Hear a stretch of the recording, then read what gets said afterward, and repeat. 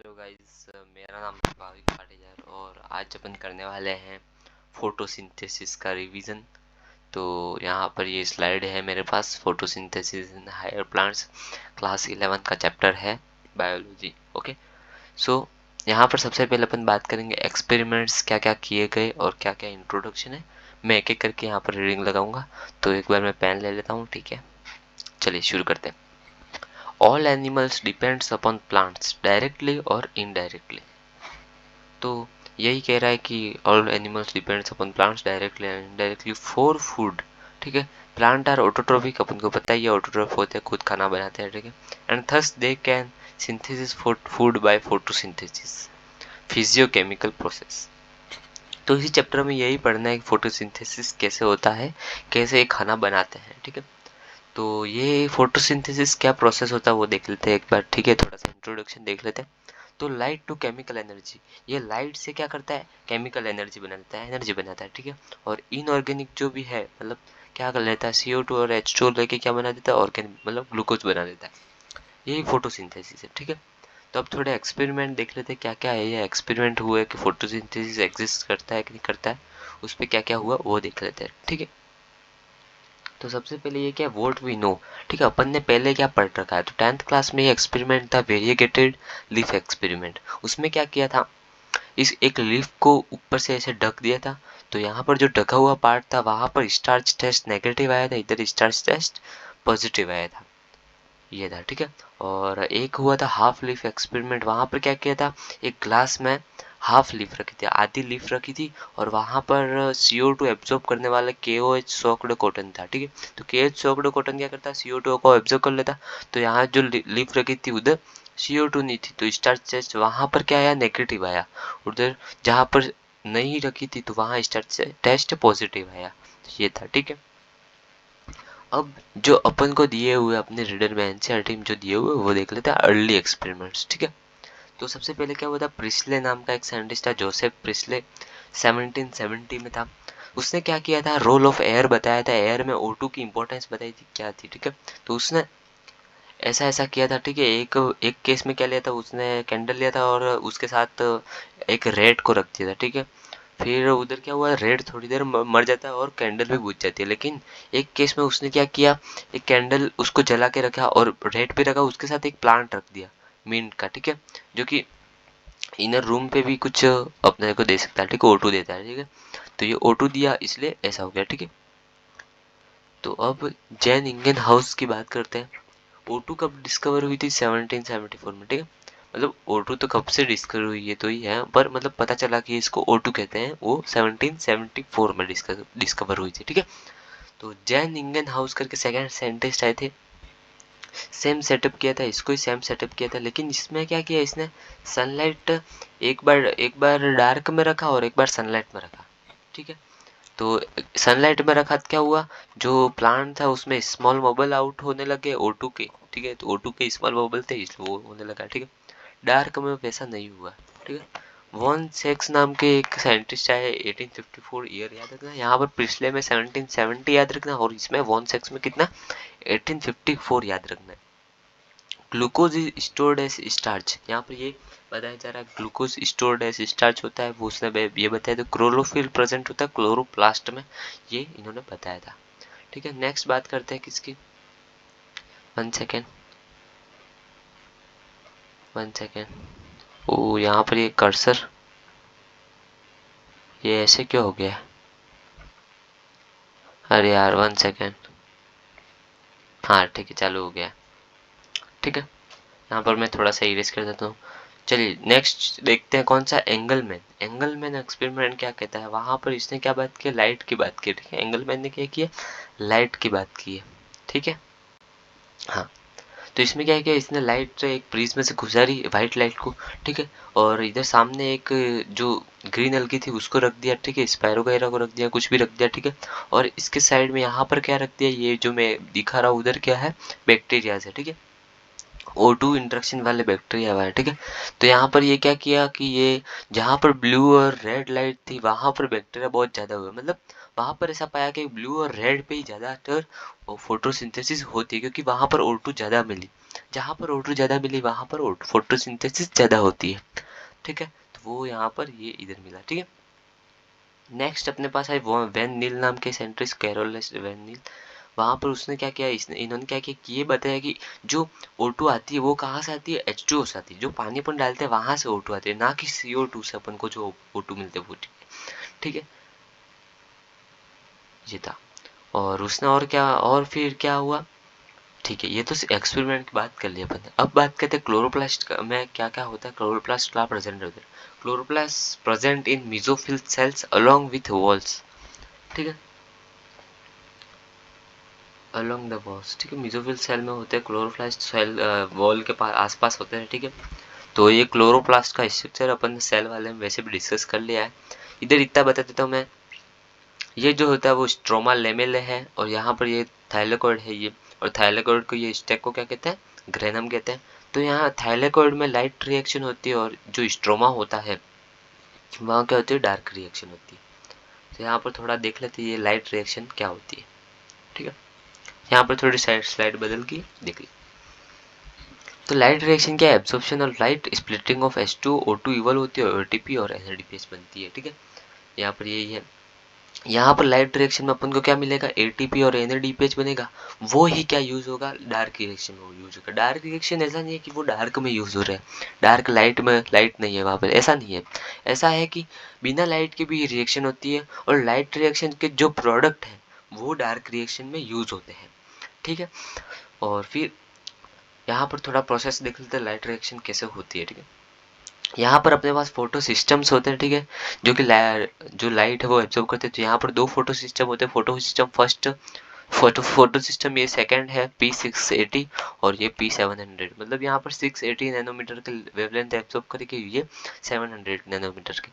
यहाँ पर फिर इलेक्ट्रॉन एक्साइट हो जाएगा, फिर वो हुआ यहाँ पर ये इलेक्ट्रॉन एक्सेप्टर की चेन होती है, वहां से होते हुए यहाँ पर जो फोटो सिस्टम फर्स्ट है वहां पर आ जाएगी। फिर वो इलेक्ट्रॉन करेगा, और फिर वो भी धीरे से NADPH प्लस NADP प्लस को NADPH में बना देगा, ठीक है।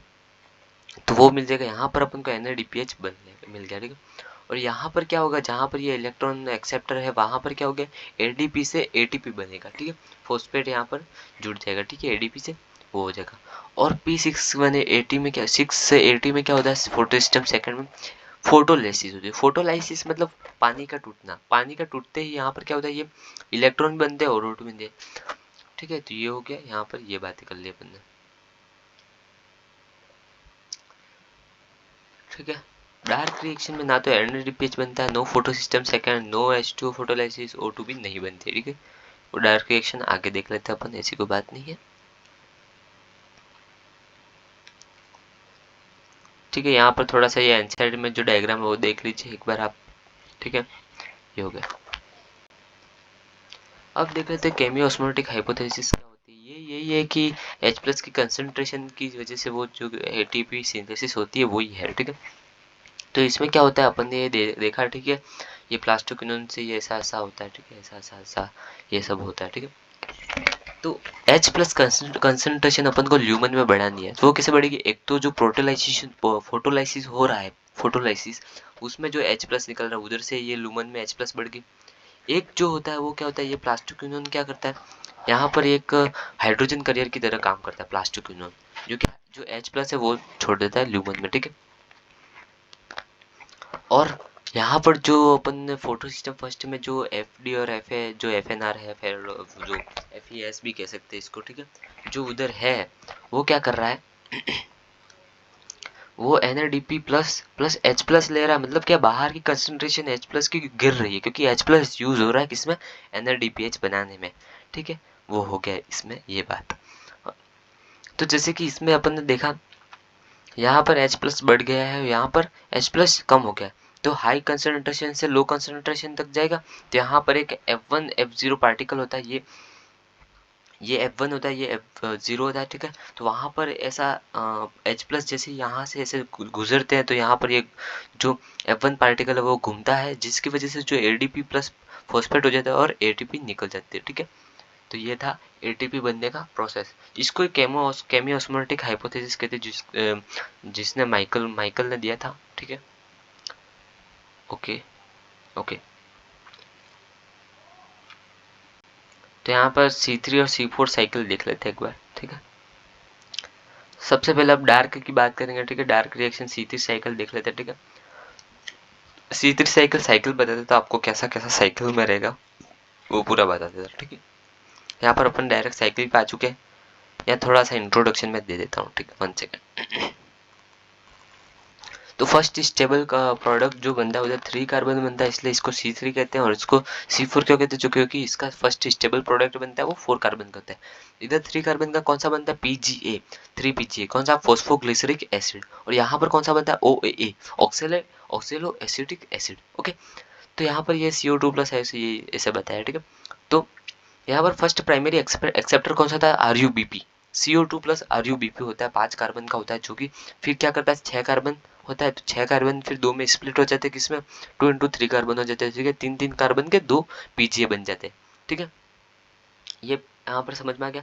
और इसमें क्या होता है, CO2 plus CO2 plus PEP से जुड़ता है यहाँ पर ये फॉस्फोइनोल पायरुवेट से, फिर वो क्या बनता है, OAA बनाता है, ऑक्सिलो एसिटिक एसिड बनाता है, ठीक है। ये देख लिया। अब जो रिएक्शन है वो देख लेते हैं, मेन रिएक्शन जो भी है वो देख लेते हैं। जैसे कि यहाँ पर ये देख सकते हैं, ये क्या है, RUBP है, क्या है, RU, 1 सेकेंड, यहाँ पर थोड़ा सा ये क्या, RUBP है, ठीक है। तो RUBP क्या होगा, उसका कार्बोक्सिलेशन हो जाएगा। कार्बोक्सिलेशन मतलब CO2 ऐड हो गए, कार्बोक्सिलेशन नाम में लग रहा है CO2 ऐड हो रहा है, वो फिर क्या बना देगा, 3 PGA बना देगा। क्या बनेगा, 3 PGA। 3 PGA फिर आगे जाके क्या बनेगा, PGAL, या उसको ट्रायोस फॉस्फेट भी कह सकते हैं। PGAL मतलब फोस्फोग्लिसल्डिहाइड कह सकते हैं, ठीक है। फिर वो वापस रीजनरेशन होके क्या बना देगा, रीजनरेशन होके RUBP बना देगा। ये समझ में आया क्या हुआ प्रोसेस, ठीक है। वापस सब बदलता हूँ कौन सा एंजाइम यूज होता है। यहाँ पर एटमॉस्फेयर में CO2 यूज हुई, इधर इधर एंजाइम कौन सा यूज हुआ है, रूबिस्को, ठीक है। रूबिस्को की फुल फॉर्म है राइबोलोज B16 बाइसफोस्फेट कार्बोक्सिलेज ऑक्सीजनेस, ठीक है। यहाँ पर ये था, मीसोफिल सेल में ये होता है, ठीक है। फिर ये 3 PGA बनने देगा, 3 PGA से ट्राइफॉस्फेट बनने में रिडक्शन होता है, जहाँ पर अपन को 2 ATP और 2 ATP और 2 NADPH लगते हैं, 1 ATP यहाँ पे लगती है। तो एक CO2 से जो एक CO2 फिक्सेशन में क्या लगता है, 3 ATP लगती है और 2 NADPH लगते हैं, ठीक है। तो 6 ऐसे साइकिल हो जाएंगे। तो 6 ऐसे साइकिल होने पे क्या बनता है, ग्लूकोज बनता है। अगर ये सुक्रोज है, सुक्रोज तो 12 कार्बन का होता है, तो 12 टर्न लेने पड़ेंगे तब सुक्रोज बनेगा, ठीक है। ये थे C3 साइकिल। अब C4 साइकिल देखते, ठीक है। C4 साइकिल मतलब जहां पर फर्स्ट जो प्रोडक्ट बन रहा है वो 4 कार्बन का बन रहा है, ना कि 3 कार्बन का बन रहा है, ठीक है। तो यहाँ पर क्या होगी, CO2 बनी, CO2 ऐसे ही है इस फॉर्म में, वो PEP से जुड़ेगी। PEP 3 कार्बन का है, ठीक है। 3 कार्बन से जुड़ के वो क्या बना देंगे, 4 कार्बन का OA, जिसको C4 एसिड कहते हैं, ठीक है। C4 एसिड फिर ट्रांसपोर्ट होता है। ट्रांसपोर्ट का माध्यम क्या होता है, मतलब जो ट्रांसपोर्ट कैसे किस फॉर्म में होता है, मेलिक एसिड के फॉर्म में होता है। मेलिक एसिड को C3 एसिड भी कहते हैं, ठीक है, क्योंकि 3 कार्बन का होता है। मेलिक एसिड या एस्पर्टिक एसिड भी कह सकते हैं। C4 एसिड फिर इधर आ गया, फिर उसका डीकार्बोक्सिलेशन हो जाएगा। डीकार्बोक्सिलेशन मतलब CO2 बाहर निकल जाएगा, CO2 फिर C3 साइकिल में यूज हो जाएगा। C3 साइकिल को केल्विन साइकिल कहते हैं। फिर यहाँ पर ये क्या बचा, C3 से एसिड बचा, वापिस वो बचा कौन सा, पायरुविक एसिड आ गया, ठीक है। सॉरी, यहाँ पर मेलिक एसिड को मेलिक एसिड कहते हैं। C3 एसिड पायरुवेट होता है, ठीक है। पायरुविक एसिड का ट्रांसपोर्ट हो जाएगा, फिर यहाँ पर आ जाएगा, फिर उसका रीजनरेशन हो जाएगा, किसमें, PEP में, ठीक है। तो यहाँ पर ये 2 सेल में होती है, मीजोफिल सेल, और यहाँ पर ये कौन से बंडल सेल है, ठीक है। यहाँ पर इसकी ये बात कर ली। यहाँ पर थोड़ा सा एक्सप्लेनेशन मैंने थोड़ा सा किया है, ठीक है, देख सकते हैं आप। तो यहाँ पर ये थोड़ा सा देख सकते हैं, फोटो रेस्पिरेशन देख लेते हैं, ठीक है। फोटो रेस्पिरेशन क्या होता है, फोटो रेस्पिरेशन में क्या होता है, जो रूबिस्को है, रूबिस्को क्या करता है, दोनों तरह का काम करता है, CO2 से भी जुड़ता है, उससे भी जुड़ता है, ठीक है। तो यहाँ पर क्या होगा, RUBP है वो O2 से जुड़ेगा, ठीक है।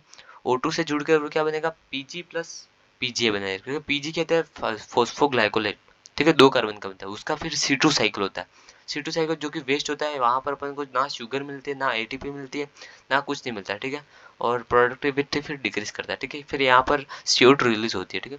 यहाँ पर ये जो CO2 साइकिल होता है, फिर वो कौन से ऑर्गेनेल में जाता है, कौन से में जाता है, पेरोक्सिसोम में चला, क्लोरोप्लास्ट और पेरोक्सिसोम, फिर माइटोकॉन्ड्रिया में, वहां पर CO2 रिलीज हो जाती है, ठीक है। तो यहाँ पर फोटो रेस्पिरेशन भी हो गया। तो अपन ने मेन जो प्रोसेस है वो देख लेते। अब रह गया अपने पास क्या, factors. What is factors here वो देख लेते। ठीक है, लास्ट स्लाइड है, फैक्टर्स देख लेते हैं। Okay, factors affecting photosynthesis. Internal भी हो सकते हैं, एक्सटर्नल। इंटरनल मतलब जो अंदर से जो फैक्टर है वो कौन कौन से, chlorophyll, chloroplast, mesophyll cell, orientation, young है कि नहीं है, वो पुराना है कि, वो सब क्लोरोफिल है कि नहीं है वो। ठीक है, एक्सटर्नल CO2, 4 याद रखते हैं, CO2। ठीक है, टेम्परेचर, लाइट एंड वाटर। ठीक है, यहाँ पर ये 4 है। ठीक है, देख सकते। तो यहाँ पर अपने पास एक लॉ आता है, कौन सा, ब्लैकमैन्स का लॉ ऑफ लिमिटिंग फैक्टर्स 1905 में आया था। तो इसको एक्सप्लेन करने के मैं थोड़ी सी दूसरे वीडियो में एक्सप्लेन कर दूंगा इसको। ठीक है, तो यहाँ पर लाइट सैचुरेशन, अगर इस एक काम करते हैं, इस फैक्टर वाले को नेक्स्ट वीडियो में अपलोड कर देंगे। तो यहाँ पर ये चैप्टर अपने पास खत्म होता है। Thank you. तो यहाँ पर ये अपने 15 मिनट्स में पूरा कर लिया है। तो कैसा लगा आपको ये चैप्टर, अपन ने 15 मिनट्स में पूरा फोटोसिंथेसिस कर लिया, बहुत ही अच्छा लगा। तो चलिए मिलते हैं नेक्स्ट लेक्चर में। Good bye bye bye bye bye. ये मैं क्या ड्राइंग बना रहा, मेरे को शर्म आ रही है। ठीक है, वापस मैं मिटा देता हूँ। ठीक है, तो thank you thank you thank you देखने के लिए। तो चलिए मिलते हैं नेक्स्ट लेक्चर में, तब तक के लिए गुड बाय।